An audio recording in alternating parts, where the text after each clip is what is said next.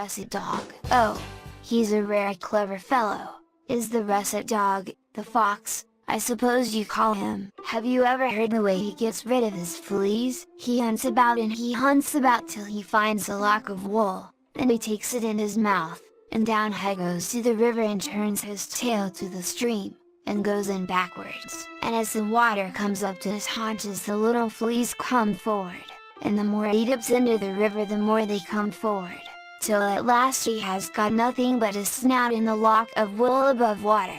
Then the little fleas rush into his snout and into the lock of wool. Down he dips his nose, and as soon as he feels his nose free of them, he lets go the lock of wool, and so he is free of his fleas. Ah, but that is nothing to the way in which he catches ducks for his dinner. He will gather some heather, and put his head in the midst of it, and then will slip downstream to the place where the ducks are swimming, for all the world like a piece of floating heather.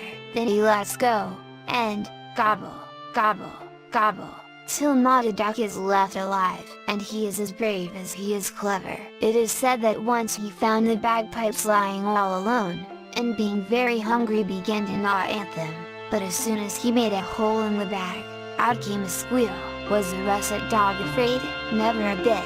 All he said was, "Here's music with my dinner." Now a Russet Dog had noticed for some days a family of hens, off which he wished to dine. He might have been satisfied with one, but he was determined to have the whole lot, father and 18 sons, but also like that he could not tell one from the other, or the father from the children. It is no use to kill one son, he said to himself, because the old cock will take a warning and fly away with the 17. I wish I knew which is the old gentleman. He set his wits to work to find out, and one day seeing them all threshing in a barn, he sat down to watch them.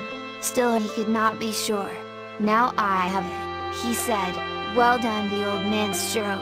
"He is true," he cried. "Oh," replied the one we suspected of being the head of the family, "if you had seen my grandfather's strokes, you might have said that." The sly fox pounced on the cock, ate him up in a trice, and then soon caught and disposed of the 18 sons, all flying in terror about the barn. For a long time a tod hunter had been very anxious to catch our friend the fox, and had stopped all the earths in cold weather. One evening he fell asleep in his hut, and when he opened his eyes he saw the fox sitting very demurely at the side of the fire. It had entered by the hole under the door provided for the convenience of the dog, the cat, the pig, and the hen. "Oh! Ho!" said the tod hunter, "now I have you," and he went and sat down at the hole to prevent Trainer's escape. "Oh! Ho!" said the fox, "I will soon make that stupid fellow get up." So he found the man's shoes, and putting them into the fire, wondered if that would make the enemy move. "I shan't get up for that, my fine gentleman," cried the tod hunter. Stockings followed the shoes, coat and trousers shared the same fate, but still the man sat over the hole. At last the fox, having set the bed and bedding on fire, put a light to the straw on which his jailer lay, and it blazed up to the ceiling. "No, that I cannot stand," shouted the man, jumping up, and the fox, taking advantage of the smoke and confusion, made good his exit. But Master Rory did not always have it his own way. One day he met a cock, and they began talking. "How many tricks canst thou do?" said the fox. "Well," said the cock, "I could do 3. "How many canst thou do thyself?"